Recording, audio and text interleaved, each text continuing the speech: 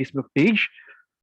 There, so just click got it for the Zoom room recording. And we are now live also in Facebook of Habi Education Lab. And then some few reminders. So this will be a highly interactive session, probably different from the usual webinar experience that we are experiencing in the past. We will have breakout sessions, and during the breakouts, we request everyone to first listen actively. So to the sharing of your co-breakout participants, and we would like to ask everyone to unmute and participate. So during the breakout rooms, kapag makasama niyo na po yung mga co-participants nyo, so engage with them, try to talk with them, unmute, and then you can turn on your camera if your internet permits. Para rin mas maging enjoyable and interactive yung learning experience natin with our co-participants in this Habi Live workshop. And then, to start off, ipapakilala po muna namin sa inyo kung sino yung mga makakasama ninyo for today's Habi Live workshop. So, we are from Habi Education Lab. We are the research and design firm, and we design learning experiences from preschoolers to professionals. And then this afternoon, you have your Habi Live team. So ako po, si Luigi, and I will be your facilitator and then your moderator for today's session. And together with us in this afternoon session is Lacey. Lacey, would you like to say hi with our participants? Yes, hi everyone. Hope you're having a good afternoon so far. Yeah. Thank you, Lacey. Also is J. Paul. J. Paul, can you say hi to our participants? Hello, good afternoon. Nice to meet all of you. Right, thank you, J. Paul. And then last but not the least, we also have Amiel, who is joining us here in Zoom and Facebook. Hello, Luigi. Thanks, Luigi. Hi, everyone. Kumusta po kayo? Right. So kami po yung mga from Habi Education Lab. But this afternoon is a shared partnership with another organization for this Habi Live workshop. At makakasama po natin ang ating colleagues from Probe Media Foundation Incorporated. So first and foremost, we have Yasmin Mapuwatang, which is the Executive Director of Probe Media Foundation. Yas, would you like to say hi to our participants? Hello, magandang hapon po sa inyong lahat. There. Thank you very much, Yas. And Yas is a development communication practitioner with over 25 years of working on programs for journalists, media professionals, aspiring media, and local and international development agencies. She facilitates initiatives that encourage powerful storytelling as a catalyst for change and nation building. Yas is currently the executive director of an NGO, the Pro Media Foundation, a council member of a government agency, the National Council for Children's Television, and a trustee of an NGO network, the Association of Foundation. So that's Yas. So later on, we will see Yas's presentation about the 21st century media skills. Also, together, joining us here in Facebook, in our Habi Live, is Daphne Tatiana Ticanlas, is presently an associate professor too and chair of the Department of Broadcast Communication of the University of the Philippines, Diliman. She teaches various undergraduate and graduate courses related to the following research expertise: cultural rhetorics, Asian American rhetorics, audiovisual rhetorics, digital humanities, and media studies. Professor Ken Lass has a PhD in rhetorics, communication, and information design from Clemson University, and an MA in media studies and BA in broadcast communication from University of the Philippines, Diliman. So let's all welcome Dita. Would you like to say hi to our participants? All right, am I on? Hello, good afternoon. Good to be. Thank you. Yeah, thank you, Data.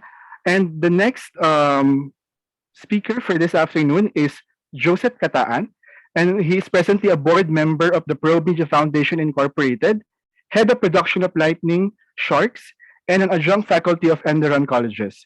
He is a tech-savvy millennial specializing on multi-platform communication and a public speaker advocating media and tech literacy. Joseph finished his BA in broadcast communication from University of the Philippines, Diliman.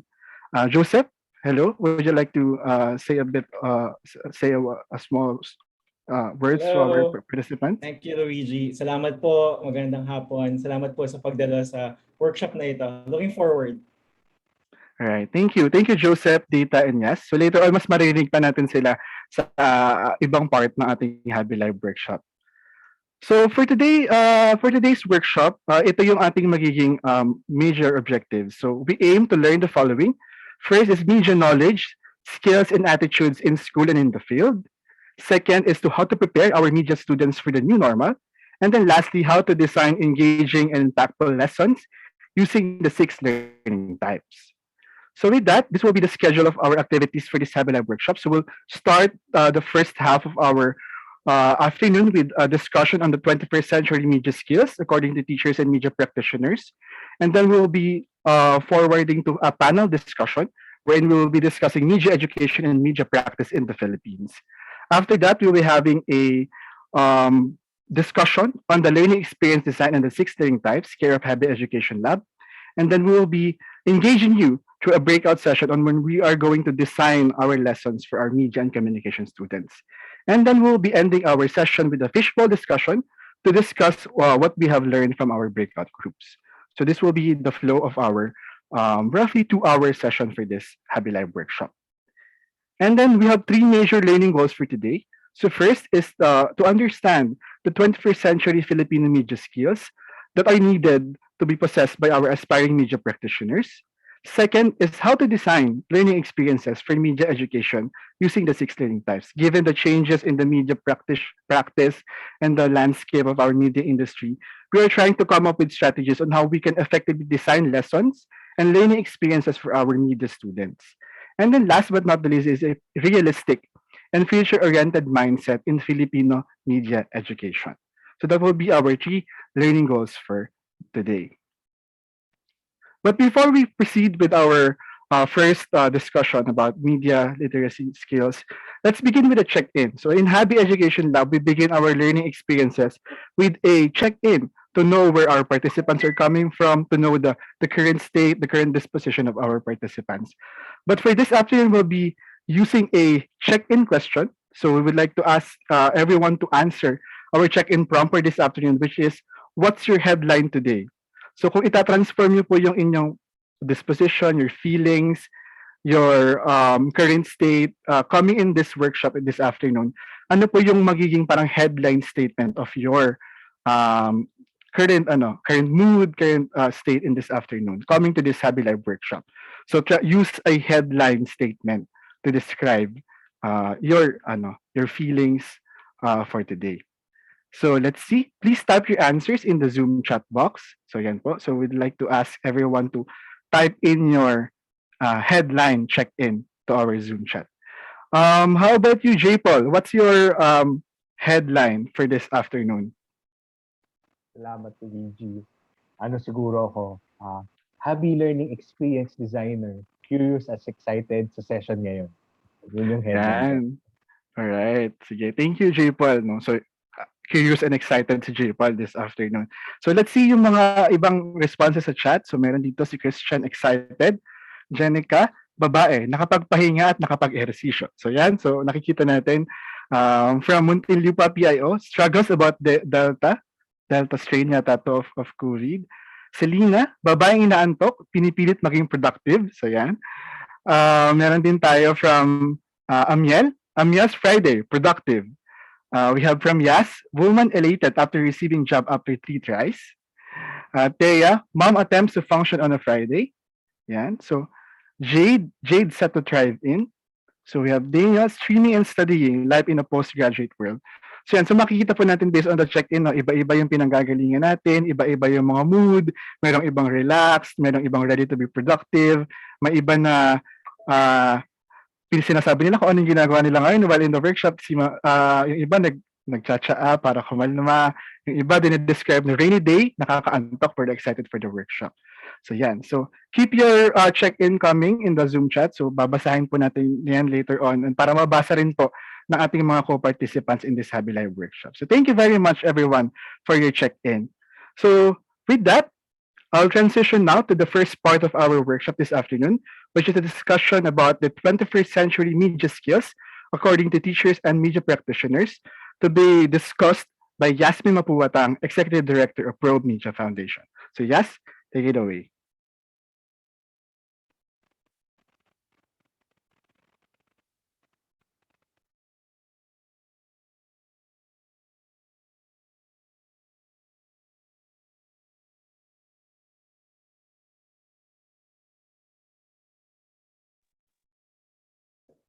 Hi, Luigi. I don't know if you can see me. Can you see me? Yeah, we can Hear see me? you now. Okay, good. Yeah, I thank just you. got logged off my other device that I was using, so I'm going to just readjust. Let me present my slides. Hello, everyone, and good afternoon. Thank you for taking the time to be here. From the bottom of our hearts at Probe Media Foundation, we want you to know that your presence, thoughts, and opinions, even opposing, are welcome and valued. Thank you to Habi Education Lab for the invitation to partner on this very enriching initiative. Probe Media Foundation, or PMFI, is a nonprofit organization, and we've been going around for 20 years now. We work on communication and media for positive social change. When you hear Probe, it's often connected to one of our founders, Cheche Lazaro. After the 1986 EDSA People Power Revolution, Cheche, together with other journalists like Maria Ressa, started the show The Probe Team. It was the first investigative documentary show in the country. This program, and also others like them, as you can see on the screen, pushed the boundaries of storytelling and broadcast journalism by raising issues and concerns, providing education and entertainment, and making a positive impact among Filipino audiences. And what made Probe special were the people who were part of it, storytellers and those who worked to amplify the voices of the marginalized. Some of the more prominent faces are here in this screen, but there were many others behind the scenes who are leaders and change makers in the media and communication industry in our country and globally. PMFI, yung Probe Media Foundation, moved beyond just producing the shows and into training of media practitioners. We believe that media practitioners have a crucial role to tell factual, meaningful, balanced, and interesting stories on critical issues to spark dialogue and catalyze meaningful change in society. We fulfill this mission of a better media by engaging with three types of storytellers in the Philippines and Southeast Asia. They are journalists and media practitioners, children and youth or aspiring media, and content creators who are often from the development sector. Our program provides skills, support, and opportunities for these groups to create meaningful content on significant topics that are often misunderstood or underreported. Here's a collection of some of the projects we worked on for the past 20 years and the partners we've had, including local and international agencies that have supported our work. We know you are here because, like us, you understand that words create worlds, that stories change and even save lives. And powerful stories can shape our nation. Today, we hope to probe the future of the Filipino media with you. Most of you are educators and will be building skills of our future media practitioners. And this quote by Finberg and Klinger says it all, that there is no one formula or recipe for a successful journalist or media practitioner. It is always and forever changing. To illustrate this, as you can see in the past, the way we interacted with mass media was mostly one way, parang TV or a newspaper broadcasting to a big audience. Because of technology, consuming media became more personal, like through our phones. It also allowed people to contribute and participate in the sharing and creating of their own content. The images below show how production techniques have also changed, right? Before, we used to need large crews to come up with a show, but now even just one person can come up with media work from pre-production to publishing and airing their material. All these methods still exist today, and this is really a simple look at how our media environment has expanded exponentially. This just means that media practitioners must continue to enhance their skills and be ready to evolve together with the environment. To look at the readiness of media, the Poynter Institute in 2014 came up with a study to ask around 2,400 media professionals, educators, and students in the US what they thought were the important skills for a beginning journalist to have a career in the digital and mobile age.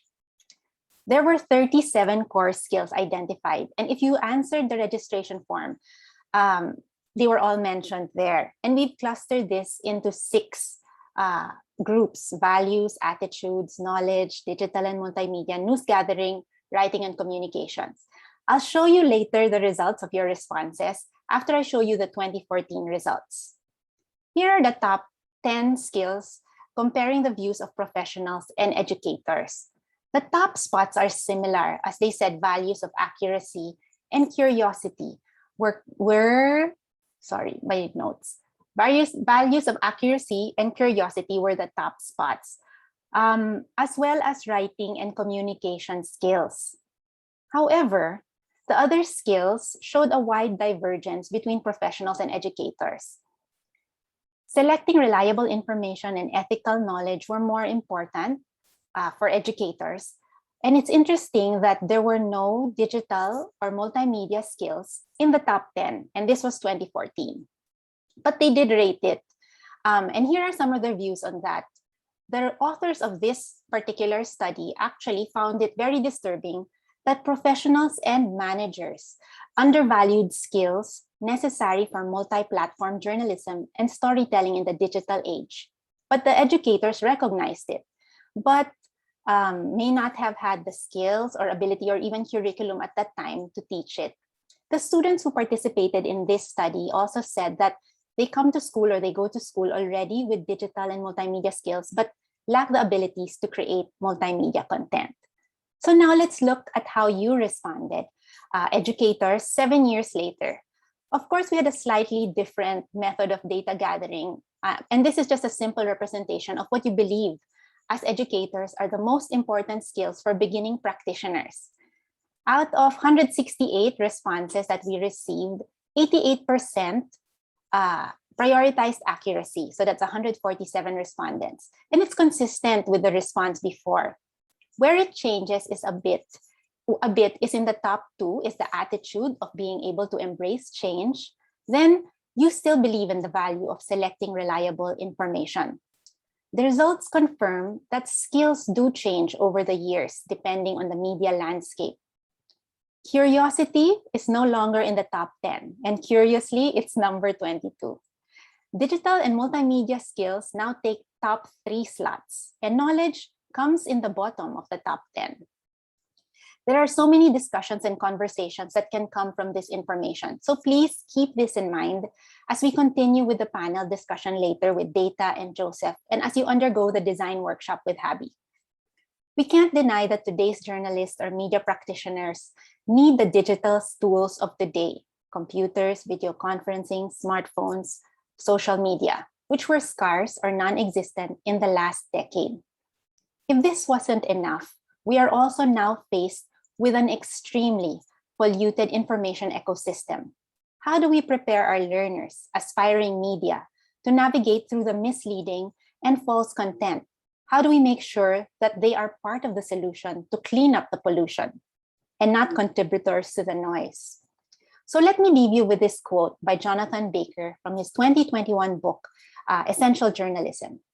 He said that it is of secondary importance how news or content is delivered on paper, a computer, your phone, etc. What's more significant is the quality of the practice and reporting skills in the creation of the materials. These do not change and are critical in the survival of a responsible and accountable media practice in the digital age. So as you go through today's activity and develop the skills of content creators and aspiring media, please remember the power of words, ideas, stories, and how it can shape individuals and change our society. Thank you very much. Thank you very much, Yas, for sharing this discussion about the 21st century data media skills that are was a product of the study of Pro Media Foundation and together with your answers doon sa ating pre-survey registration. Yeah. So mahalagang input ito para mas maunawaan natin yung scenario and landscape of media and communication industry right now. So ngayon naman, matapos nating marinig yung naging sharing ni Yas from Pro Media Foundation on the emerging trends based on your answers and based on studies, dadako naman tayo ngayon sa next part of our workshop, which is about a panel discussion, which will dive deeper into this topic of what do we see in the current landscape of our media education.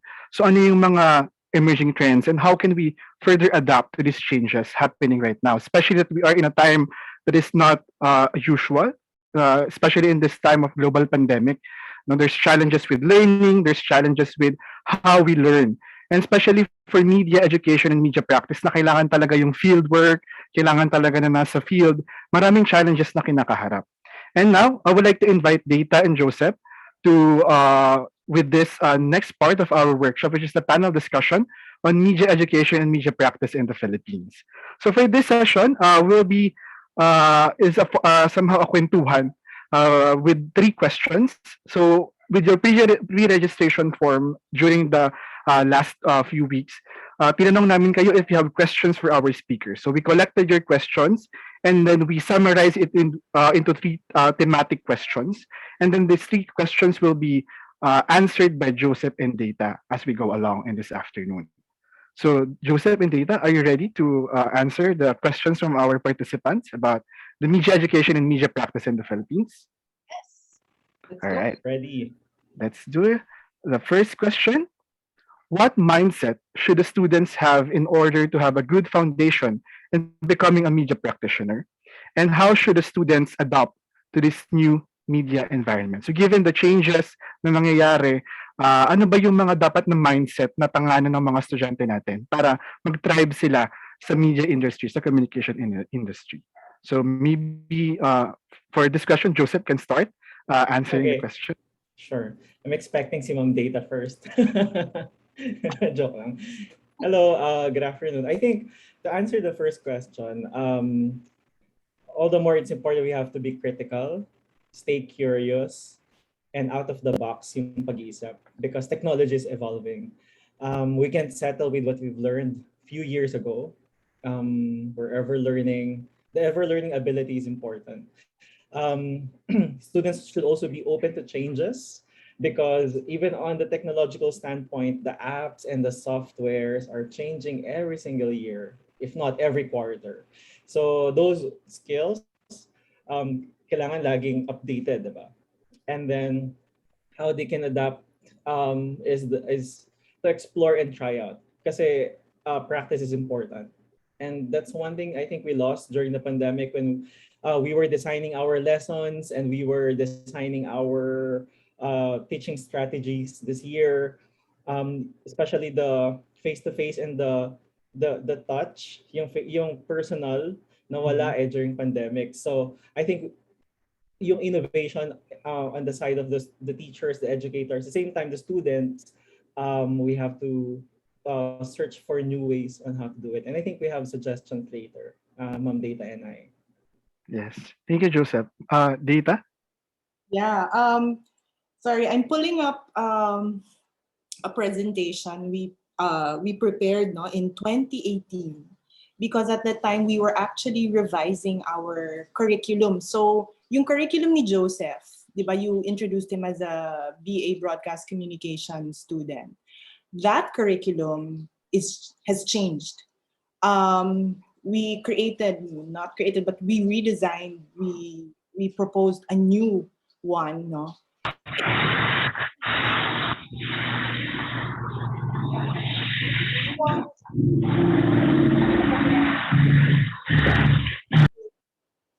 Ayun. So the new one focuses a lot on creating the mindset, no. We also identified na some of the skills really kailangan nakikisabay na sa changing environment ng media landscape natin. So I'm reading off my código. We had 6 goals and we had parang a vision of what the graduate will be able to do, no. So one of the goals was to give the students the ability to critically assess media's role. So dun pa lang, ano yung papel ng media dito sa sitwasyon na to? Because from there, maiisip na nung estudyante na, okay, so if after I assess it, parang do we need to cultivate a critical creativity here? So yun pang isa, parang yung skill mo. Your skill is no longer just capturing, but it's after you capture the content, parang how do you now cultivate criticality with that media content, no? And then by creating critically, you contribute new perspectives. And then by doing that, you update the practice. And then once you do all of that, you can now write about it. Now you produce research. And then you make moves to parang pass it on naman, parang develop more proficiencies, di ba? So gusto namin hindi lang ang unang-unang characteristic ng aming graduate, ethical practitioner. Yun yung pinakauna na gusto naming nandun sa list namin. An ethical practitioner followed by a visionary producer. And then critical thinker siya who is technically proficient and is inclusive and interdisciplinary. Kasi nakikita namin na there's something called the media life, di ba? Hindi mo na siya masiseparate sa everyday life natin. We're not only consuming it, but in a way, we're also consumed by it. We start conversations by asking, anong bago mong napanood sa Netflix, di ba? What are you listening to? What are you reading, di ba? Tapos, nag-overlap na yung mga needs, especially on social media, na everybody is both a content creator and a consumer, di ba, of the media.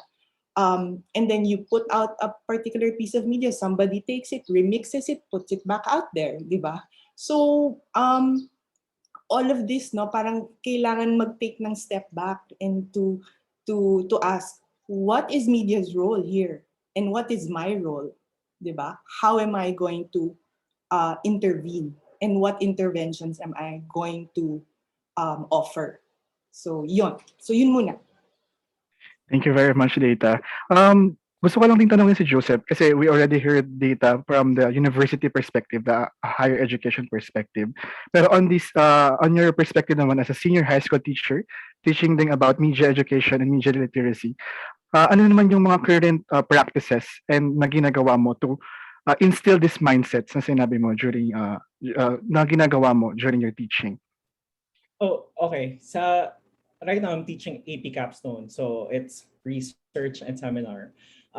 It's highly ethical. So parang match din sa sabi ni Ma'am Data, parang regardless kung anong tool mo or kung anong methods mo of research, hindi mawawala yung standard, pagiging ethical, pagiging honest, pagiging critical dun sa data na nakuha mo.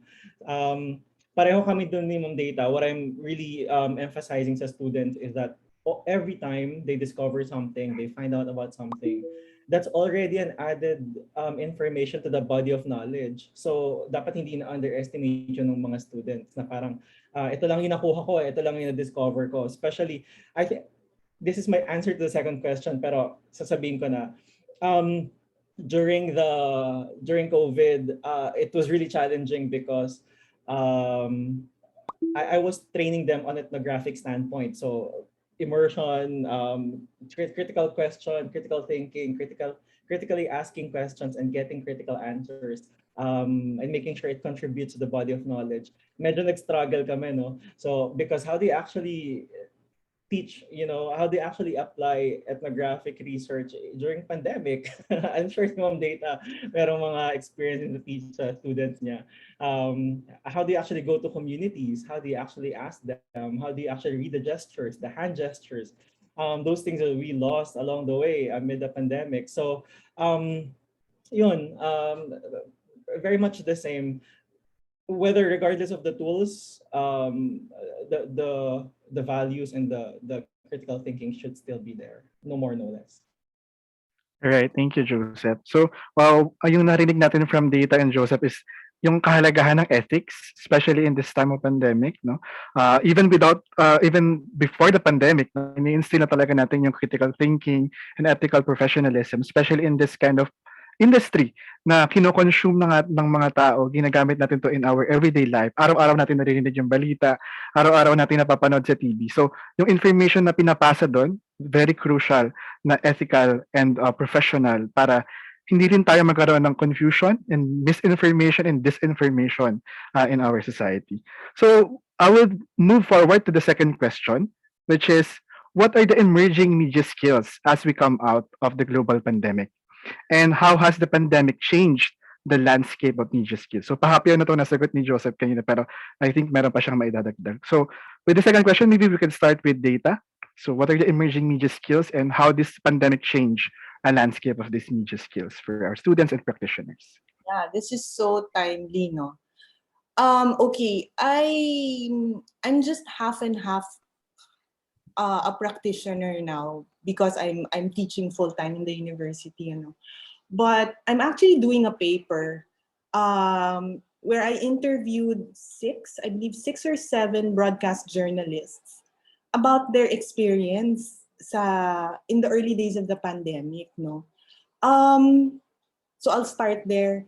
Yung isang lumalabas talaga is yung discernment mo nung situation, 'di ba? The context of the situation. And the way you present that information and paint it for your readers, your viewers, no, your audience. Kasi in a time of halos itong, it's part vacuum, it's part overflowing with information. You need that sense of, on the one hand, curation, but also a sense of knowing also ano ba yung history nung sitwasyon na to, di ba? How do you present information also that's so complex, like the early days of the pandemic when they were trying to explain COVID, right? How do you take these complex things and sort of boil them down to what's needed, but also it's accurate enough for people to make informed decisions.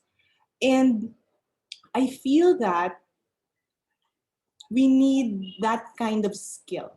Aside from just analyzing, it's also distilling that information and then looking at the surroundings and the current, the things that are happening, and even sort of the mood of the people, no? So that you're not inciting alarm on the one hand, but you are giving them the kind of information they need to, well, siguro to calm down, number one, but also to decide parang to what extent am I going to do this, or do I now go to my family and you know what are our options, what are our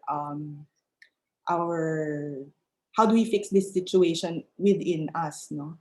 And so yun yung isa. Pangalawa yung sadly, pangalawa yung access to the right tools, the access to the software.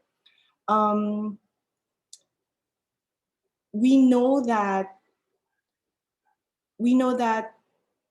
to be able to reach the people you need to speak with, you need certain tools so that maibahagi sa kanila yung knowledge. The news producers or the information producers might have that, but sometimes the audiences don't. So they don't have that access. And so maaring putol-putol yung nakikita nila or wala silang buong konteksto, di ba? So wala sila nung sense of, okay, ito na yung next step ko, etc., etc. So yun, discernment, and then the right tools, no, on the one hand, but also, what's my third one? I had a third one, but pero mamaya na lang pag na bring up.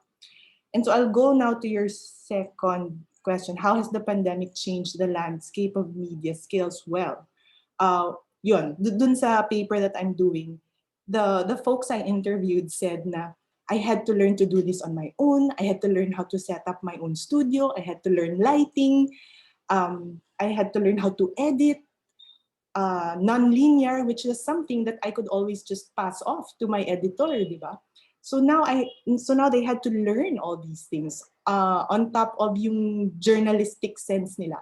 Kailangan pa rin ng skill in a way, because I believe that the way and the manner that you present that information is already in itself, no, a decision on what kind of information you are imparting to your readers or to your audiences. So yun muna. All right. Thank you, Data. Joseph, would you like to add more about these questions? I think sa side na lang ng campus and academe, maraming uma-attend sa workshop na to, educators then like me and Ma'am Data. I think we learned there, both sides, students and teachers, diskarte, innovation, di ba? For example, for senior high, because minor, marami sa kanila, syempre bawal lumabas. So how do you actually come up with an asynchronous task using tools around your house? Parang sabi ng Data, nakapag-set up ka ng ilaw, naayos mo yung framing mo ng maayos, 'di ba? You ordered Shopee and Lazada para lang maayos mo yung yung set mo sa bahay, 'di ba? Even reporters, I think Jervis is here. Nag-report din sila sa bahay for many months, 'di ba? So how do you actually set up your house? Ma'am Data nga nag-interior design pa for this workshop. Tapos sa students naman, important to take note. They discovered a lot of apps, software, because they create things on their own. CapCut, TikTok, diba? I think the challenge now, and I guess something to think about for us educators, is that the attention span is really, really short. Yung conventional teaching, the face-to-face, we all agree right now that they don't actually work in an online setup. So the consumption of media now is, in terms of length of videos, are becoming shorter and shorter. For example, you have YouTube Shorts now, you have TikTok, and then IG is changing the algorithm to accommodate more videos than photos, diba? But the challenge there is, because the consumption is changing. How do you, regardless of the tools, how do you actually still make sense, and how do you make sure that you're sending your message across, diba? Still being critical in a 10-second video. How do you do that, diba? That's a challenge. Also, my training is also news. I was former executive producer in CNN Philippines before joining Lightning Sharks. One of the trainings that UP Mascom and Miss Data gave us is how do you actually design your newscast, diba? In a 1-hour newscast, we discovered, okay, wag na palang 1 hour, let's make it 30-30 because no one watches the next half of the show. So yung mga ganong bagay, ano pa ba? How do you actually make it interesting, diba? Do you bombard your audience with a lot of heavy news, or do you insert showbiz once in a while, and entertainment and technology news, diba? But I'm just thinking through the lens of media producer as well, that we can apply in the academe. How do you actually make sure your 1 hour is not boring, that your students are still learning? So you have to insert a lot of activities, diba? Aside from that, the challenge of Zoom fatigue is there. How do you address that? And then the distractions and the noises are there, the misinformation, disinformation, a lot of things na kailangan natin gawa ng paraan as we face this problem, this global problem. Right. Thank you, Dita and Joseph. So, meron lang ako idadagdag na question coming din from the pool of questions that we receive from our participants. Related na to sa nabanggit ni Joseph. A very important question is, how do we inspect and scrutinize if an information is reliable enough and not a misleading information? So, given this idea na we are in a landscape na masyadong maraming information, maikli, may mahaba, may TikTok, may YouTube. So, ano yung skill set na kailangan natin as media practitioners, as education, na para matulungan natin yung mga students natin to properly scrutinize and inspect if an information is reliable enough and not a misleading one?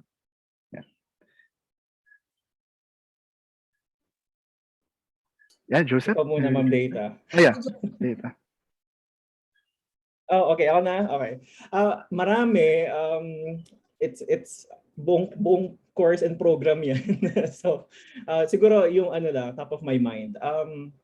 Nothing beats reputable sources. Kaya naman maraming nabibiktima at nagiging peddler ng fake news, misinformation, disinformation is because they create this artificial cloud or world of information that are supposedly reliable pero hindi naman talaga. So we see the surge in fake Facebook accounts, in those dubious Twitter accounts, 'di ba, ng mga trolls. So whether nasan ka mang side of the fence, it's happening and we're all experiencing it. We can see it as we consume social media every day. So I think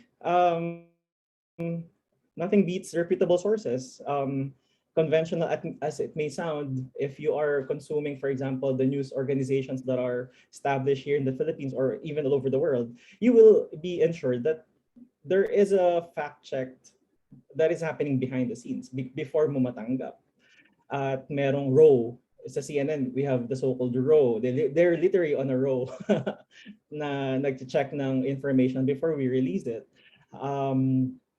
And in other agencies, meron silang mga manuals and guides, and we're members of the associations that uphold ethics in journalism. So yun, if check the source first. If when in doubt, more likely it's not true. Thank you, Joseph. Data, would you like to add about with that?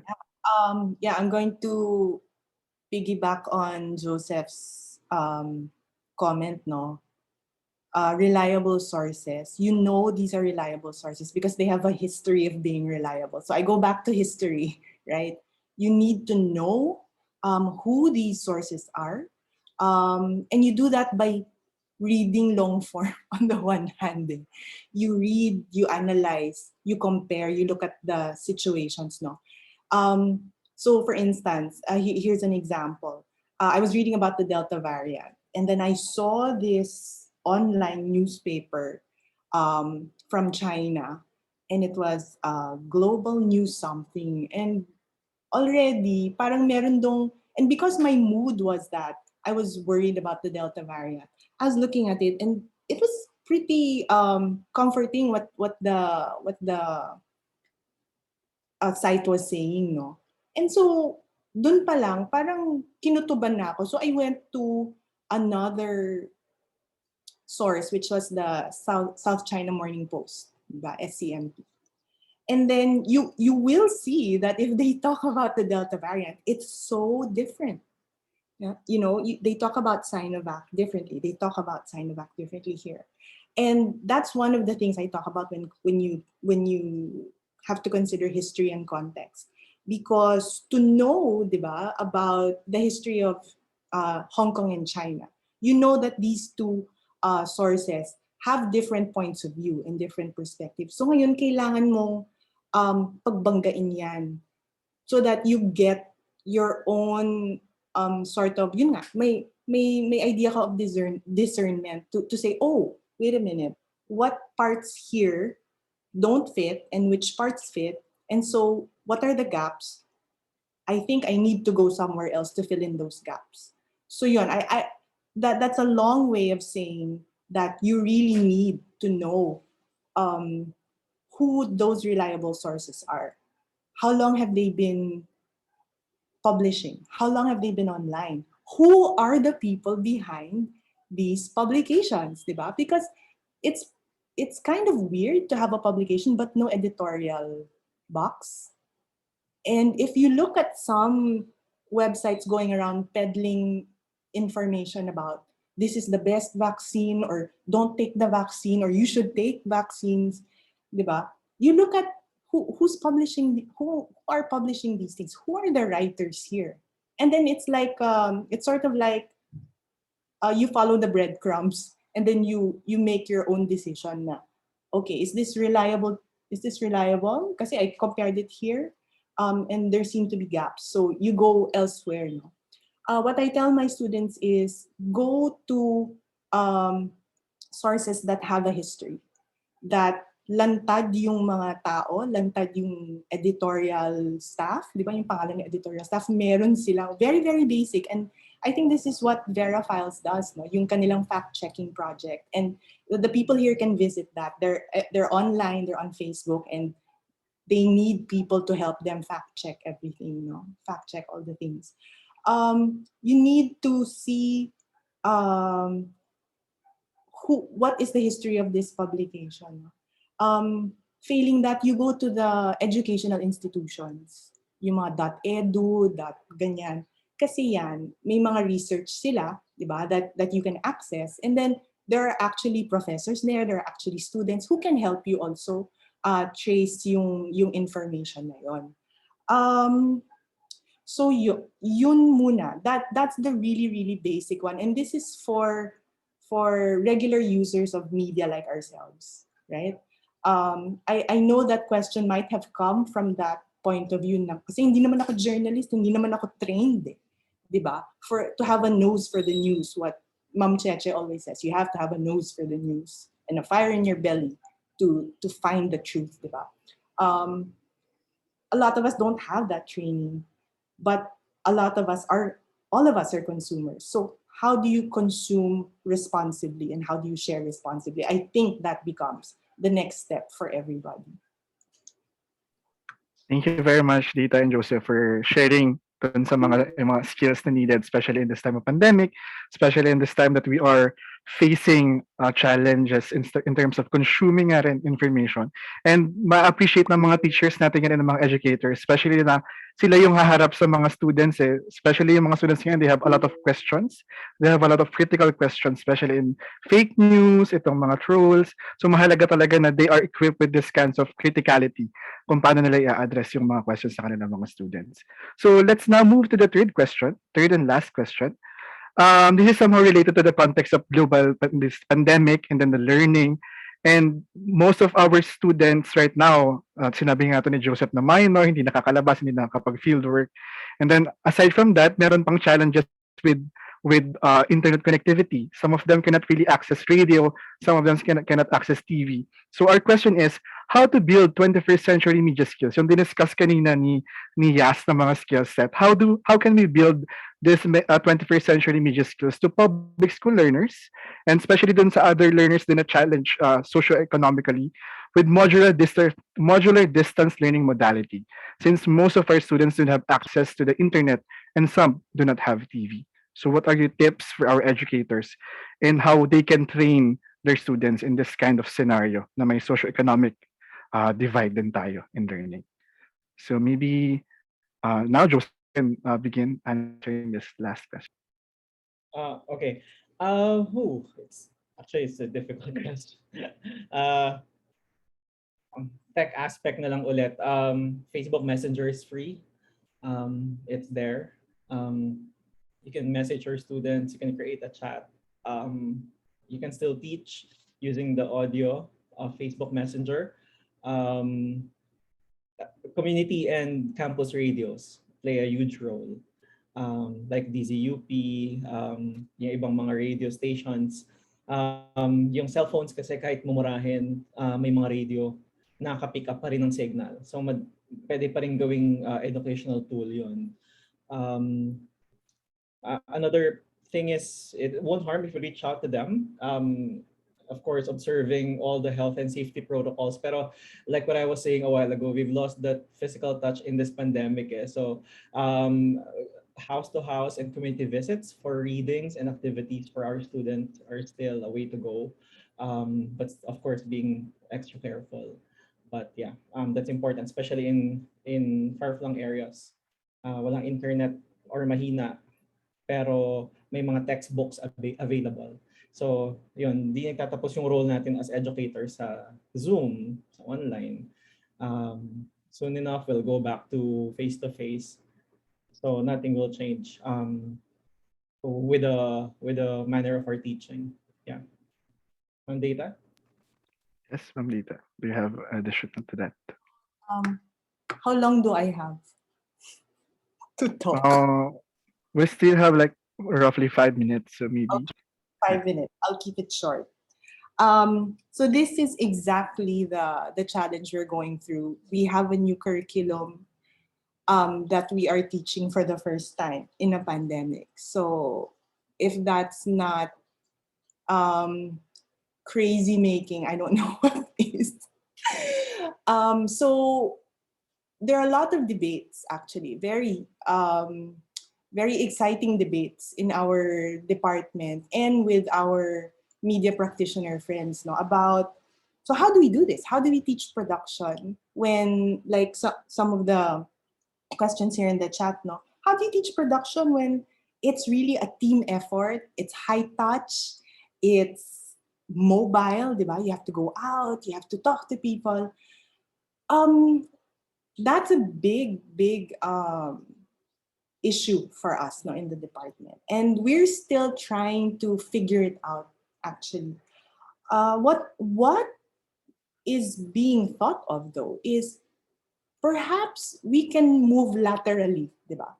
Instead of yung backward forward, what if we try to move laterally to the side and think about accepting the conditions now, diba? Accept the conditions we have. Accept the technology and the tools that we have as teachers and what the students have as teachers.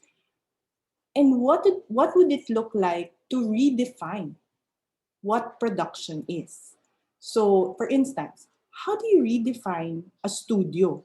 Ang studio ba ay yun pa ring may green screen, may lights na nakahang sa ano, may boom mic, ganyan? Or is this my studio? Is my living room my studio? So if we think about that again, context, no? If we think about that context, what is available to me that I can still be able to instill the important things that I mentioned at the beginning, no? Yung pagiging ethical, yung pagiging visionary, yung pagiging critical, yung pagiging inclusive and interdisciplinary. So given this situation, what tools are available to me to keep doing that or to achieve that? And I think that's where that's basically where we are. We're also trying to grapple with that question right now. But for me, no, I think also that thinking about it from a student perspective, it's also an ethical way to approach these challenges. Kasi yung students namin, hindi naman sila lahat may internet, may computer na tumatakbo, di ba? Hindi naman sila lahat may latest smartphone. So they really are working with what we have. And so if we can think about learning outcomes and goals, no, and visions for our students, using the tools that are available to everybody, then nobody has to be left behind in a way. Kasi lahat tayo meron yan eh. Lahat tayo makakarating din dyan. Mahirap lang, pero kaya natin yan. So it's also a method to make it more inclusive, and you're also communicating community, diba? Let's build a new community in this time because we can. So how do we do that? That's the next question. So that's where we are. All right, thank you, Data and Joseph. So maybe basahin ko lang din yung mga ibang comments and questions sa chat, so maybe we can answer a few of them. So meron dito from Jenica. So I remember reading about a top journalist from Germany who faked stories for years, even stories that were awarded. The journalist was from there. I don't know how to pronounce it in German, but I know that the best way to not be fooled, even by a supposedly reputable source, is to cross-check it with other reputable sources. But it's still a little worrying. So yan. So binanggit nga rin to kanina nila Joseph and Data na cross-checking, looking at the history, looking at the context. Ito nabanggit na, nasagot na rin pahapyaw ni Data yung how do you think we can still teach broadcasting journalism students courses such as TV production where they usually have equipment and a studio set up with a crew? So ito medyo magandang tanong din to. Do you think they will be less skilled if we do it online with the available tools they have at home? So maybe Data, do you have a reaction to that question? Do you think they will be less skilled if we do it online with the available tools they have at home? So this question of the skill set. I don't want to think about it as less skilled. I think about it as differently skilled. Mhm. Kasi pagbalik natin sa pandemya, pagbalik natin sa pagkatapos ng pandemya, and I firmly believe matatapos ito, we will need some new skills actually. So skills can be ano bang skills? Yung technical, yung pag-edit, pag-tinker ng tech, or is it skill in discernment, skill in writing, skill in ganyan, di ba? Iba-iba yan eh. So, feeling ko, no, pagkatapos nito, yung industry itself will have recognized that during the pandemic, we did something that didn't work and we did something that worked. So let's try continuing with what worked. And maybe that thing that worked is what will need nurturing and will need the new skills that the students may have developed in their homes during the pandemic. So parang pinagtutugma-tugma natin. Kasi let's face it, this is like something that's unprecedented for all of us, right? So we're only now discovering what are the gaps, what are the cracks, di ba? And what have we done to mitigate these things? And what then will we do in the future in case other crises happen? Ma-apply ba natin ito? Ano yung pwede natin gawin para ma-improve pa? So, ganon. So, I don't want to think of it as less skilled, maybe differently skilled. Parang ganon. All right, thank you for that reaction. So at least now we can think of a shift in paradigm in thinking about the skills, no? Not necessarily thinking of them as less skilled, kasi hindi sila nag face-to-face training, but more of differently skilled. But their skills is adapted to the current situation that we have right now. Another comment here, maybe I can post this comment to Joseph kasi nabanggit mo yung about radio stations, community radio stations. Meron from CP, Romel, fact-checking, one problem we have in some of the radio stations that switch to digital is they sometimes post or share news that are unverified. So meron ka bang tip, Joseph, with our teachers and media educators kung paano rin nila ma-check yung mga radio stations natin if they are really very verified sources or reputable sources of information for our students? We must admit maraming mga community and local stations controlled ng local politicians and local government. But we have to assert and take up space, kahit konting airtime, so we can put up educational contents using radio. Kaya pa rin yan. Meron pa rin tayong matututunan dyan. Huwag na natin pansinin yung ibang mga propaganda. We're not talking about that here. Pero, yeah, get some airtime if you are an educator in a far area in the outskirts of the Philippines. Radio is still the most reliable. So, negotiate siguro for an airtime where you can teach and your local education department, your local education office. You can collaborate with a lot of organizations and agencies na may mga infrastructure na merong similar advocacy. Marami naman yan. Yeah. All right. Thank you, Joseph. Also, naalala ko kasi some of our teachers in DepEd, especially right now, are transforming to become teacher broadcasters with the DepEd TV. And some of them are also doing local radio shows na ituturo talaga nila yung module content and then yung pwedeng pakinggan ng mga students kung meron silang access sa TV or access sa radio. Exactly. Yeah. Thank you for that, Joseph. Data, would you like to add something? I just wanted to say saludo ako sa mga DepEd teachers natin dahil sa dami nilang kailangan gawin, di ba? At kailangan itigil. So, saludo po ako sa inyo. Keep going. Yun lang. Thank you, Data. We also share your sentiment na talagang kahanga-hanga yung mga teachers natin in every part of the world right now na maraming challenges in teaching and learning in this time of pandemic. So maraming salamat po sa lahat ng mga nag-comment and chat sa ating Zoom chat. So unfortunately, hindi natin kayang sagutin lahat right now, but I invite Data and Joseph to answer them directly in the Zoom chat later on, mamaya, sa latter part natin. So marami pa rin ibang mga questions. So if you can answer them via Zoom chat, that would be very, very much appreciated. But right now, I would like to ask closing words, a few words to close this panel discussion. So what are your hopes na lang siguro for our media educator and students in the future, especially in this time of pandemic na a lot of uncertainty still is ongoing right now. So what are your last words for our educators and teachers here? I'll go first. I remember in one of our workshops sa PMFI, sa Pro Media Foundation, we showed a video. It's Jennifer Acker. It's a famous storyteller and an author, writer as well, about the power of storytelling.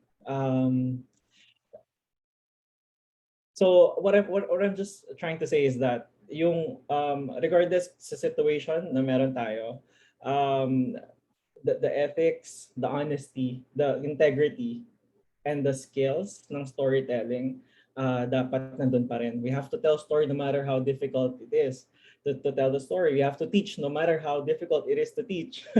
So the advocacy side of being a journalist and an educator should still be there. That's what's important. I agree with Ma'am Data. Lilipas din yung pandemic eh. So the additional skills that we're learning here, it's not actually being less skilled. We're learning a new skill here. I think in the future, in the next few years, production will go digital and mobile, and it's happening now actually. And the consumptions will change drastically as well. That's why we're learning a lot of things during the pandemic that we can actually apply in the next few years when we get back to the new normal or the better normal that we're talking about. Thank you, Joseph. Data?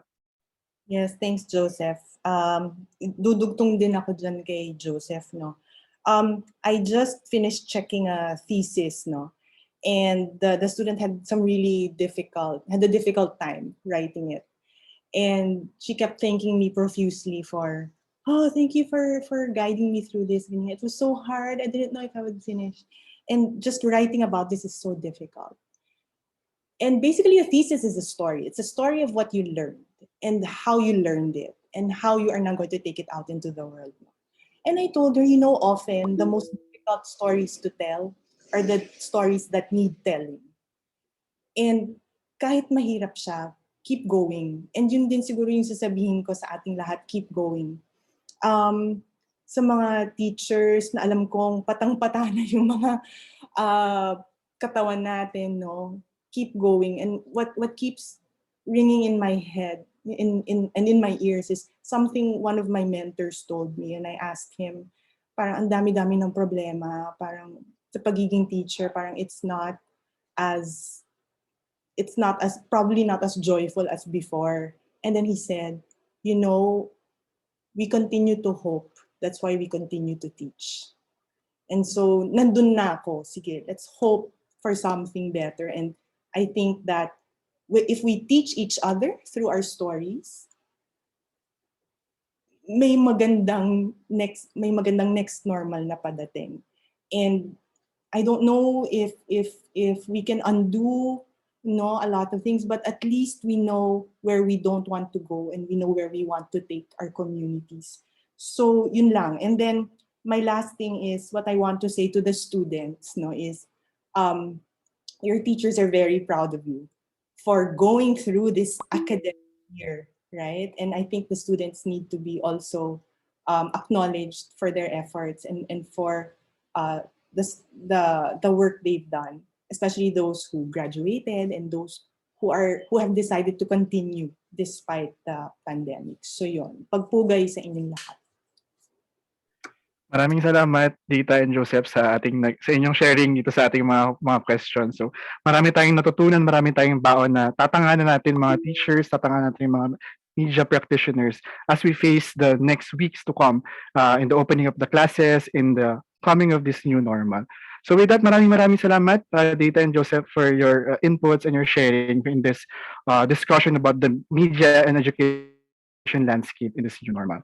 So with that, we'll be posing for a break. So for 3 minutes, so break po muna tayo, and then we'll resume after 3 minutes for the next part of our session. So thank you very much, and please come back by 3:50. Thank you, and see you in a bit.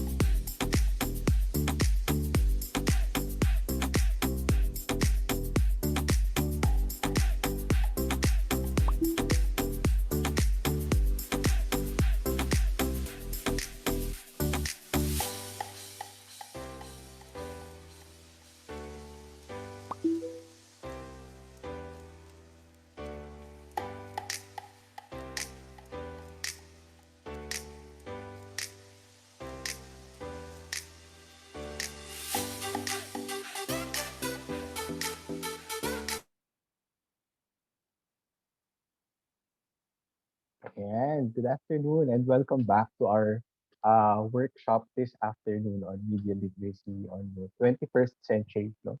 So, yung unang part natin medyo mabigat. Marami tayong napakinggan at marami rin tayong natutunan. No? And I think we've been talking about digital literacy, no, skills, no, media literacy skills that that are important to focus on or that are challenging to teach, especially with our current situation. Yeah. So what we're gonna do now is, let me just share my slide. Again. Ayan. So you remember, no, for those of you who were able to answer um, the survey that we sent before this workshop, we asked you anong mga skills yung mahalagang matutunan ng mga estudyante natin ngayon in terms of media literacy, no? And we've gathered all of them and actually put it in a survey, no? So we're gonna use Mentimeter right now. So you can just you can open a browser, go to menti.com and enter this code, 3687450. And I think the link is also sent in our chat. Yan. Yes. Ayan. So just to answer this question, no, we will be flashing skills. No, let me. Actually, I'll share it now. Ayan. Yeah.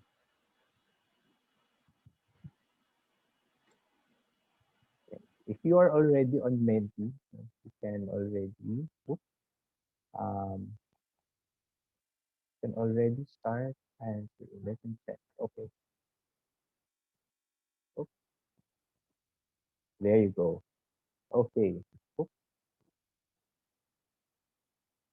huh. Wait, let me refresh.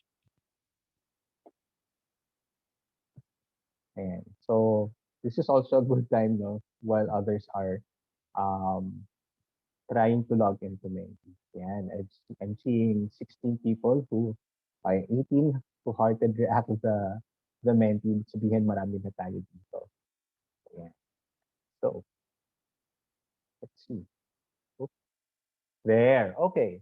So among these choices, so there will be four slides. No, in each slide will have different options, but all of these came from what you told us during the survey or in the survey that we sent out prior. No, so it's a siyam na to in this slide. No, which knowledge or skills do you want to focus on today? No? Because later on we will have an opportunity. No, we'll be breaking out into groups to talk about how as teachers or as practitioners, no, we can teach it to our students. And in order for us to filter, no, or identify anong mga topics na pag-uusapan natin, we're conducting this survey now. Ayan. So as you can see, meron tayong mga around 13 who have responded and 17. And nangunguna sa ngayon ay understanding copyright and intellectual property. Yeah. So yeah, I'll give you a few more moments to vote. Um, we are around 65 here in Zoom, and I'm sure marami pang nanonood sa ating Facebook Live. No? So just click on the link and join us in participating in this survey. Yeah. For this set, ayan, maraming bumoboto talaga sa intellectual property. Pero may kita rin natin marami rin interested sa knowledge of current events and understanding the media landscape, the current media landscape. Ayan.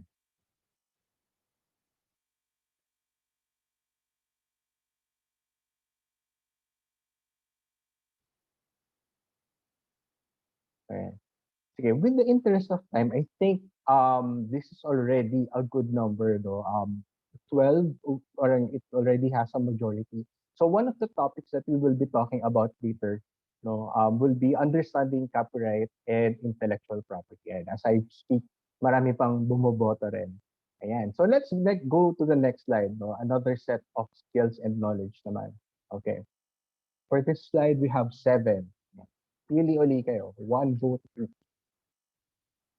So we have analyzing and synthesizing large amounts of data, mastery in interview techniques, um, interpreting statistical data and graphics, networking, making contacts and developing sources, searching for news and checking sources without the use of the internet. Ooh, interesting.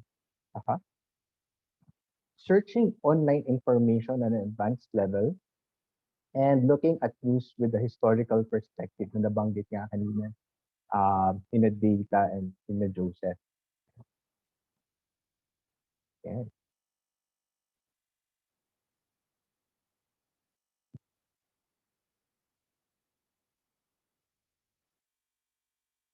Okay. So far we have 32, 36, 36 responders.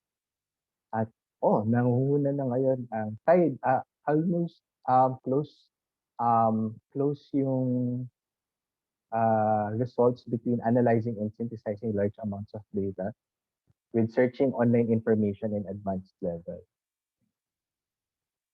Okay. Sige. We can wait for a few more moments para lang maging decisive yung natin, yung pagpili. Ayan, nag-tie sila bigla. Okay. Maybe we'll wait for a few more votes so can break the tie. Or maybe actually mamaya we can set this as two different rooms. No? So we'll take this into two. Ayan. Dumami rin. No? So later on, when we create breakout rooms, we'll consider if we're also going to open one on searching online information on advanced level. All right. Okay. Moving on to the next, ayan, 25 and 23%. Thank you. Okay. Ito, we have 6 options. Storytelling skills, mastery in various forms of journalistic writing, writing fluently, understanding audience expectations and needs, correct grammar, and good speaking skills.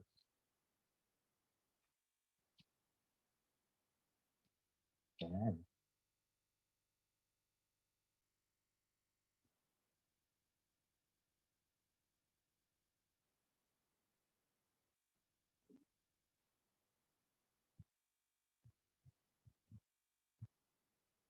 Okay. And around 30 votes in. And sa ngayon, lumalamang ang storytelling skills. Yes. But close second on understanding audience expectations and needs. Yes. Actually, related din silang dalawa. Parang how you tell your story will be affected by um, the capacities and the needs of your audience. Pero ngayon, mas laki na nung lamang ng storytelling, 16 points or 16 votes, no, out of around 40 respondents. Okay. So for our third topic, no, it will be storytelling skills. Ayan. Okay. So we'll go now to our last slide. No? Yeah. 6 options ulit. Ito naman mas technical. Working with HTML or other computer languages, skills in recording and editing audio, skills in shooting and editing videos, visual storytelling and design, skills in photography, and social media storytelling. Okay. I think a lot of the things that were talked about earlier, no, were about technical skills as well and the challenges that students face, especially in limited yung equipment nila sa bahay. Dati meron kasi mga labs sa school, but now how do we teach it or how do they learn it? Yeah. On top of attitudes and also the values that we were talking about. Okay, so maraming votes on visual storytelling design and close second yung ating social media storytelling. Yeah. We also have some votes in skills in shooting and editing videos and working with websites, HTML and other computer languages. But I think, and with close to 40 votes in, our final topic or our final the skills or knowledge that we identified that we want to focus on today would be visual storytelling and design. So thank you for that. I will go back to my slides presentation. Ayan. So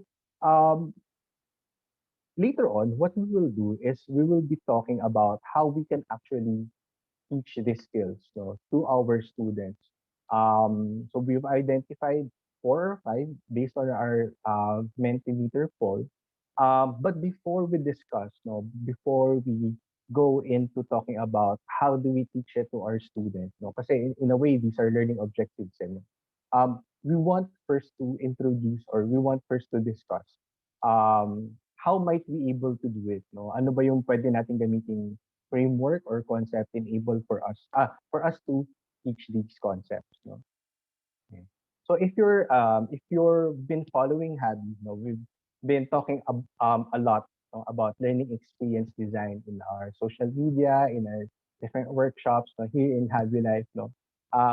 So the concept of learning experience design might be familiar to some, no, but let me explain it a bit, no, para rin dun sa mga bago. No? So we like to imagine yan, learning experience design as if you were going to a theater play, no? We consider the teachers as the actors, the students as our audience, and the students as the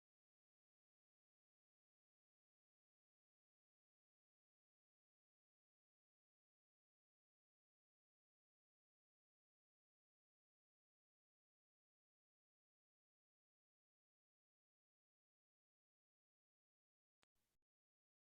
Hello, Jipol. It seems like medyo may technical problem yata sa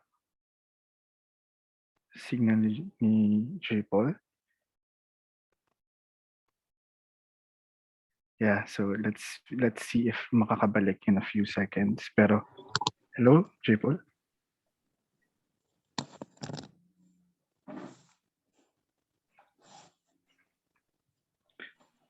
Ayan, sige. Habang inaantay natin si Jipol, let me continue with the discussion of this learning experience design and 6 learning types. So let me just share my screen.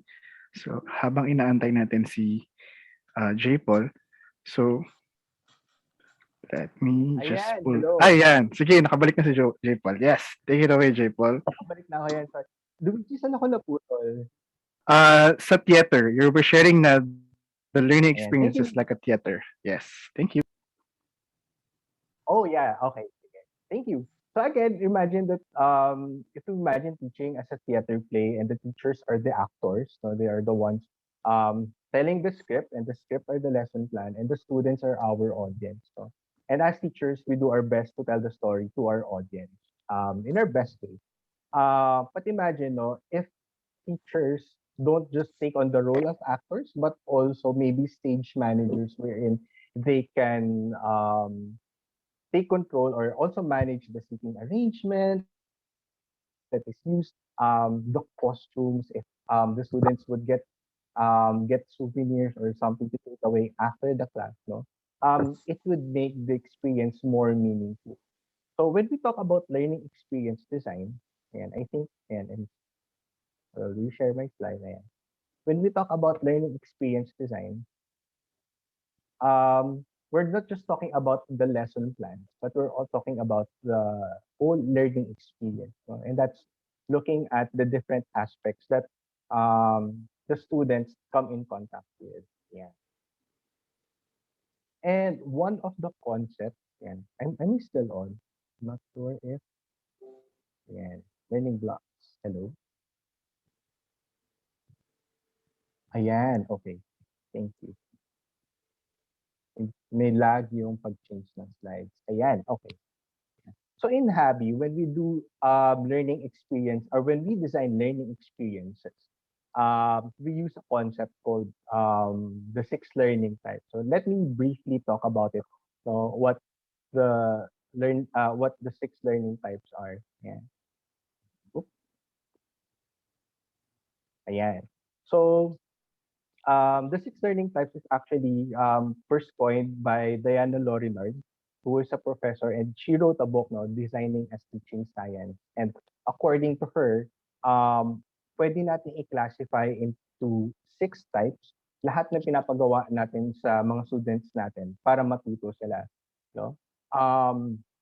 So I will go through each of the learning type one by one, and my invitation is, as you listen to each learning type, no, i-share niyo sa chat paano nyo siya ginagawa in your classes, or if you were a student, if you're a practitioner back then when you were studying or learning about these things, ano yung mga learning activities na ginagawa ng teacher nyo sa inyo using this learning type. Yeah. So the first learning type is actually acquisition, or learning through by acquiring. No? So in this learning type, the students are doing a more of a passive role in learning. They're just watching a video or listening to a lecture of a teacher. No, this is actually the most common learning type out of the six, because usually teachers do this at the start. No, may pinapabasa muna so that they can get the concept, and then pag-uusapan nila in class. And then after the class, may papabasa ulit sa students, as homework para mapag-deepen pa yung pagkakaintindi nila. No? Um, Even if this is passive, no, and hindi siya, kasi ngayon may gusto ng mga teachers na medyo interactive yung learning.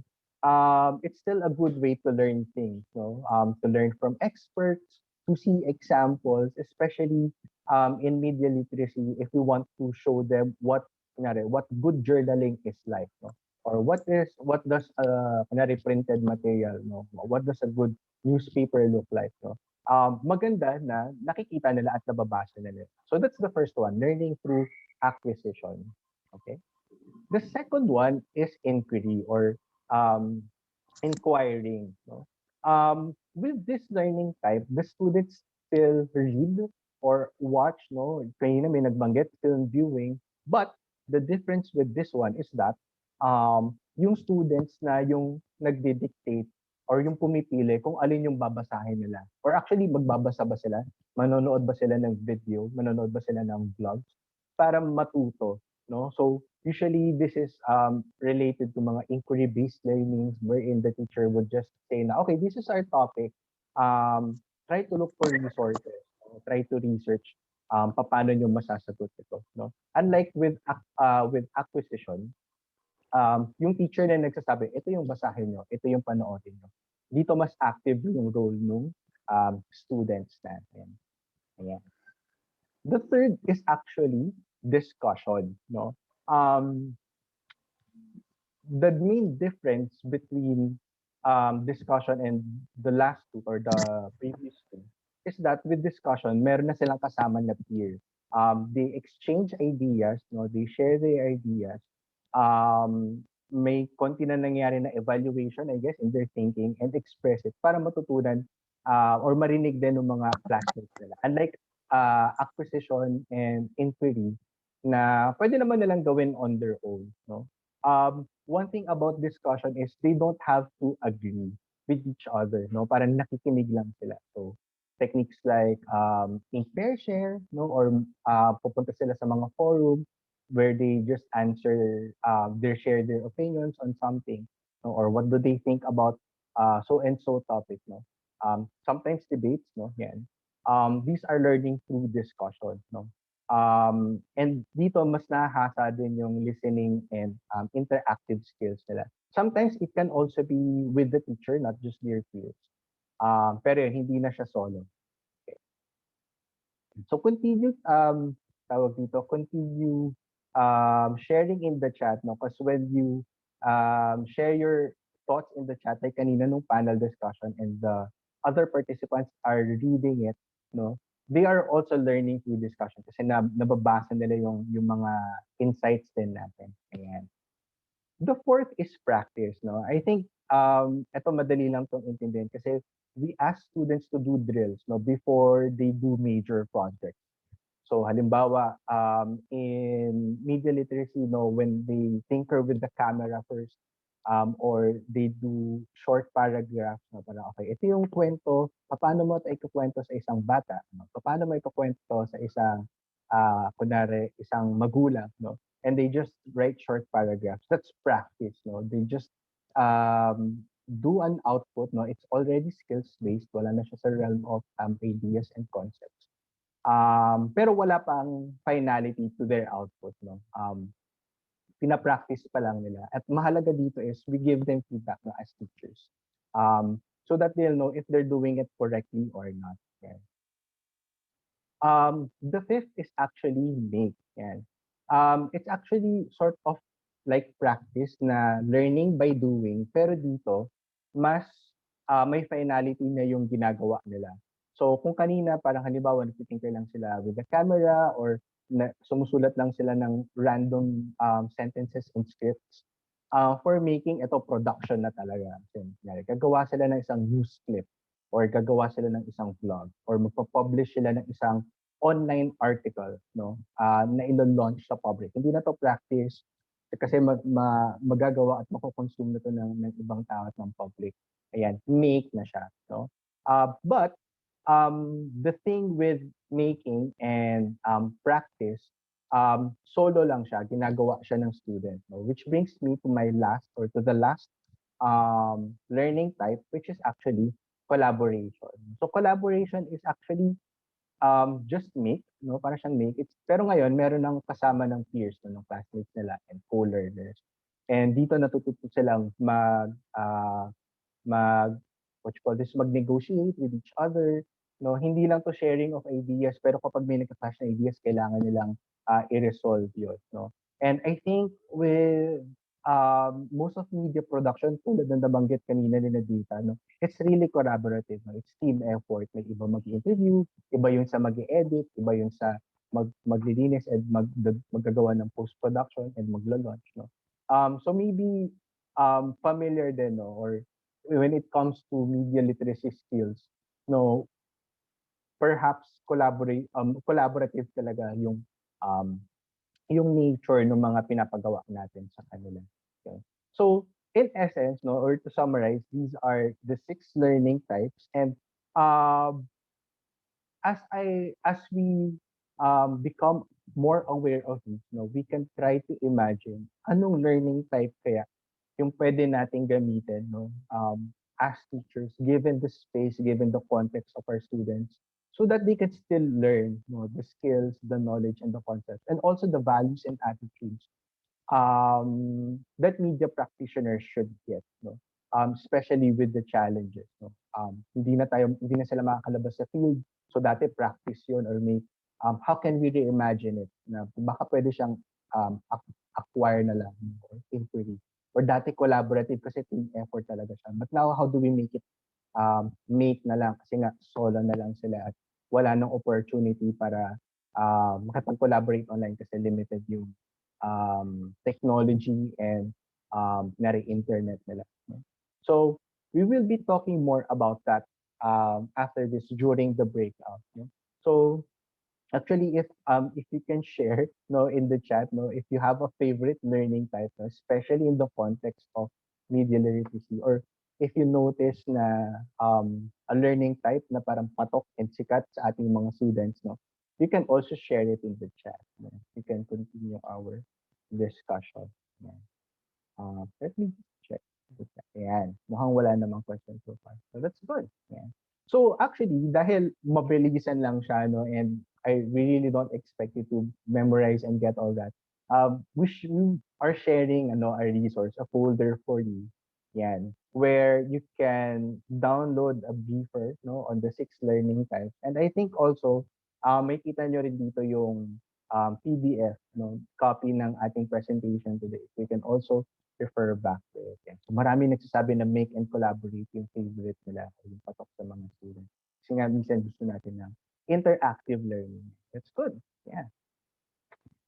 So ngayon, no, we've been talking a lot, no, the speakers earlier, and now we had a short input on the 6 learning type and learning experience design. We want to hear more from you, no? Gusto namin na ito parang discussion na kung gagamitin ko yung language kanina. So what we'll do is we'll break you out into groups. So, the groups are actually named after the media literacy skills that you voted for kanina sa men. No? So halimbawa, isa sa mga nanalong topics kanina was storytelling. If mapunta kayo sa room ng storytelling, no, what you will do is talk among yourselves and try to discuss, no, try to share ideas. Paano ba natin to ma-achieve or paano natin to matuturo sa students natin given the current context nga. So, you can also share best practices, no? Kung nagagawa nyo na to ngayon or tinuturo nyo talaga to sa students na to at ano yung mga nakita nyo gumagana as well as challenges, no? Ano yung hindi nyo pa nakukuha ngayon, no? Kanina rin nag-share si Data, no? Na challenge din sa kanila minsan magturo ng certain skills. No? So yan, mag-aambagan tayo ngayon into our breakout room. So that will be for around 15 minutes. No? And actually, may iwan dito sa plenary. No? May isang room na may iwan dito sa plenary. And we will be discussing a different, a certain skill naman din. Ayan. Yes, tama ka, J. Paul. And yan, nalagay ko na sila sa breakout room and we are Yeah. ready to discuss. Opening all breakout rooms, pa-click na lang po yung Yeah. accept the breakout rooms. Right. Enjoy. Yes, and there will be people here in the plenary. Mhm. Yes. Also in the breakout room, may mga people from the Prove Media Foundation na mga kasama din kayo. Oh, okay. Yes.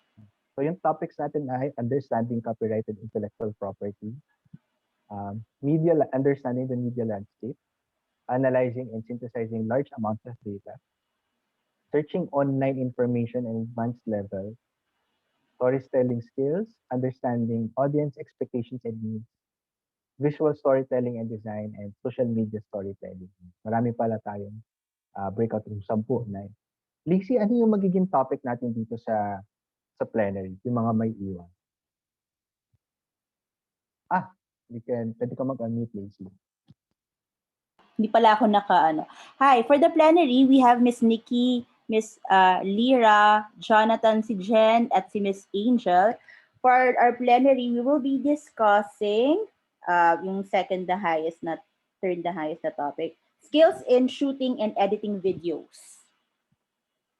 Skills in shooting and editing videos. Ayan. Tatype ka dito sa chat natin sa plenary. So, ano yung topic? So, actually start. Yeah. Yes. Feel free to unmute. Dito po tayo Yes, sa hello. plenary. So, ano yung mga activities na pwede nating gamitin or gawin in our teaching para maituro itong skills in shooting and editing video? Can open discussion.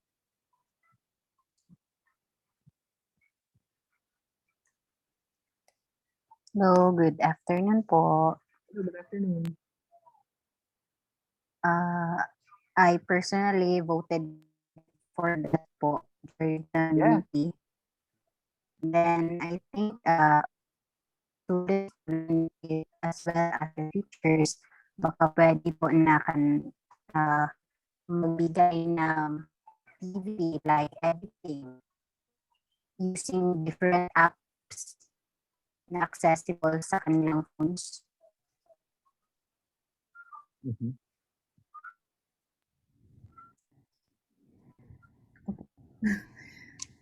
Ay, tapos na po ba kayo, Miss Nikki? Yes po. Yes, I sige, go. Yeah, go, Jen. I agree po na like using apps that's available sa phones or sa laptop, but to add to that, before we can do practice and make, sa tingin ko pwede mag-acquire, like what exactly are the skills of shooting and editing. Tapos baka, I really like combining acquiring and collaborating. So, madalas ginagamit ko yung jigsaw technique, if you're familiar. Like assigning different groups the same skill, for example. So, kunwari itong group na to, isang skill lang alam nila, but the goal is for the whole class to know all of the skills. So, eventually, yung different puzzle pieces na groups will group together to learn about the skill. I think pwede yun. Yeah, tama. Tama ba? Parang nagro-rotate sila ng tasks. Yeah, para they get to experience, and learn. Nice. Every task. Yes.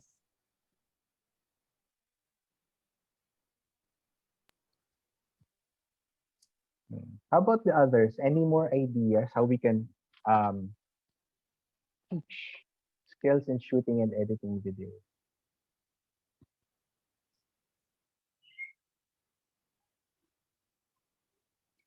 Maybe po, for me again, maybe invite the students for some webinars for that skills, specific for Mm, that skills po, yeah.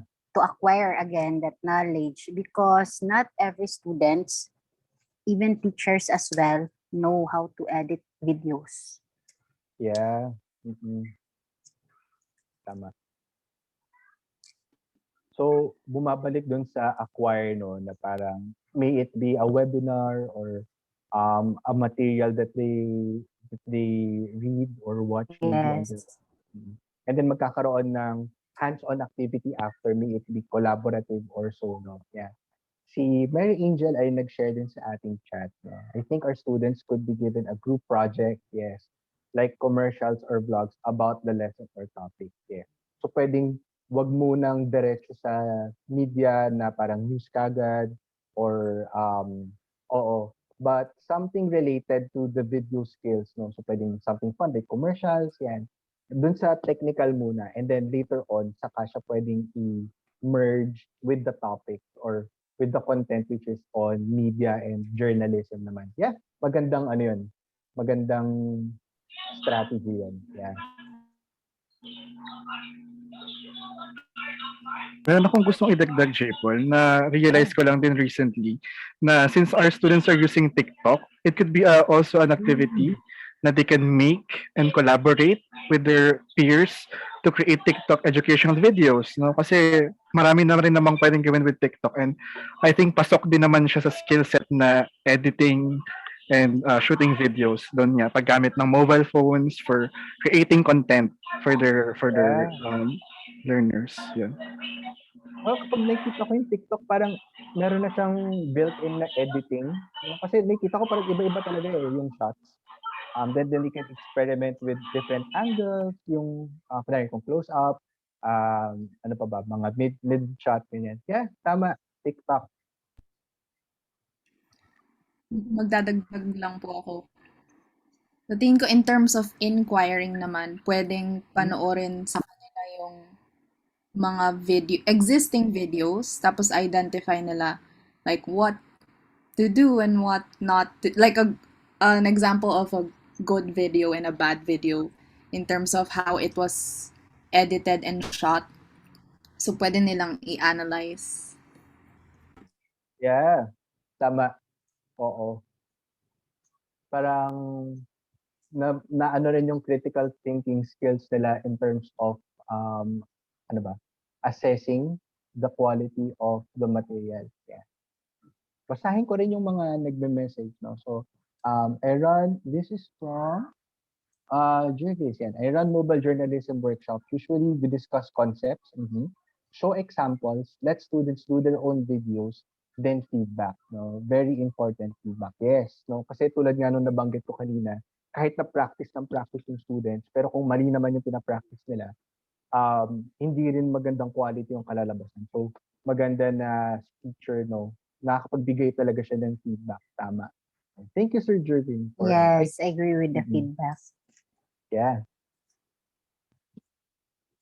Sir Jervis, yan. Thank you. Ano pa ba? Um, mm. Actually, nung nagtitinker ako kasi mobile device lang din ako eh. Marami actually mga libreng apps na madaling gamitin na nada-download sa kunyari Google Play na pang-edit ng mga mobile video. So, kahit na parang low resolution, or parang hindi naman ganun ka-high stakes yung ipoproduce nila, okay lang. Basta makuha nila yung concept of when to cut, ano yung magandang how to stitch, for example, or how to overlay sounds onto a different video, ganyan. How to clean. Actually, yung ginagamit nila yung mga software for cleaning audio, lalo na may mga background noise. So I think magiging useful yung sa kanila. They can, pero yun, kailangan ng laptop kasi although the app is free, kailangan ng laptop to use it. Yeah. So malapit na mag-close yung ating breakout room. Meron pa bang kayong gustong i-share? No, you can unmute or you can also share in the chat. Yeah. activities and stories on how we can teach uh, video editing and production. Maraming na-share na tips and suggestions meron ulit sa chat dito. Si Jonathan, collaboration really works. First, I ask the students to simply observe an actual video, may it be a commercial, an instructional material, or of any kind, and then adopt such practice and then later on justify as to why it is good or what needs to be improved. So ang ganda, no, merong binibigay na example and then binibigyan ng chance ng students to feedback what is good and what can be improved. Yon. Mm-mm. Yeah. Yes, so we're closing na the breakout rooms, and I think we'll be joined again by the other participants. No, so we're Yeah. down on the last few. Thank you very much, people, for Thank you. facilitating this part of our learning experience design and 6 learning types. So coming from the first part of our Habi Live workshop, we talked about the different skill set and the different and the changing landscape of media and education.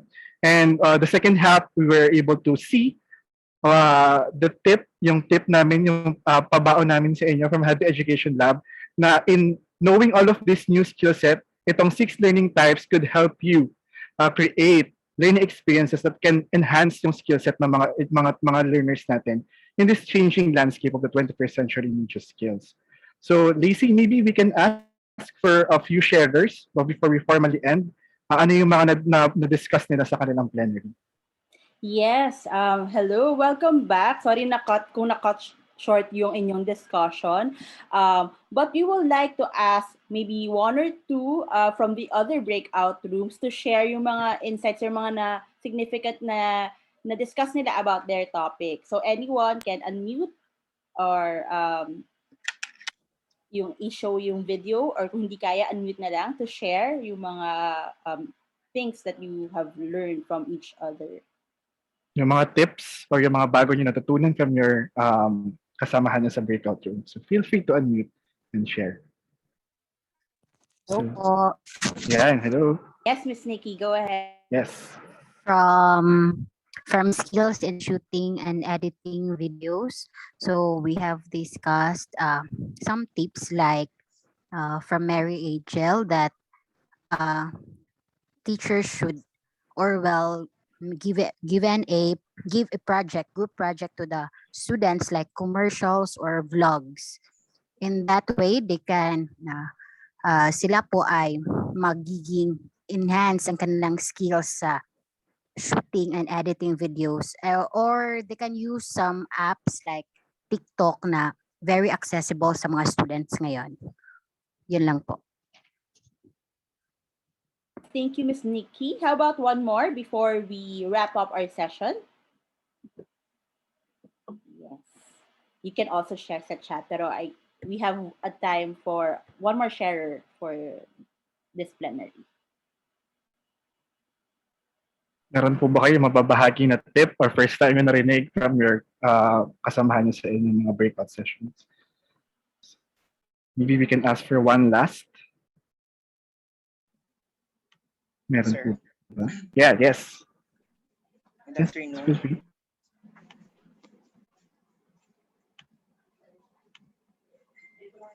Hello po.